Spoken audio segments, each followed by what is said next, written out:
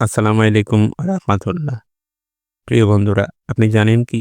মহান আল্লাহ রাব্বুল আলামিন তার সকল সৃষ্টিকুলের মধ্যে আমাদের অর্থাৎ মানুষকে বেশি ভালোবাসেন। মহান আল্লাহ তার সকল সৃষ্টির মধ্যে মানুষকে সেরা হিসাবে মর্যাদা দিয়েছে। মহান আল্লাহ মানুষকে নিয়ে গর্ব করেন। নূরের ফেরেশতারাও আল্লাহ তাআলার নির্দেশে আদমকে সিজদা করেছিলেন। এটিও মানুষের শ্রেষ্ঠত্বের অন্যতম একটি বড় প্রমাণ।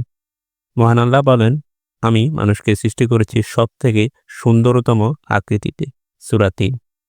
অথচ আমরা এই মানুষরাই মহান আল্লাহর বিধিনিষেধের ব্যাপারে সবথেকে বেশি গাফেল। মহান আল্লাহ তাআলা আমাদের সর্বদা তার রহমত দ্বারা ঘিরে রেখেছে।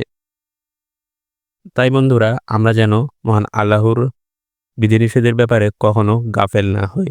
যথাসম্ভব মহান আল্লাহ তাআলার দেয়া বিধিনিষেধগুলো আমরা যেন মেনে চলি।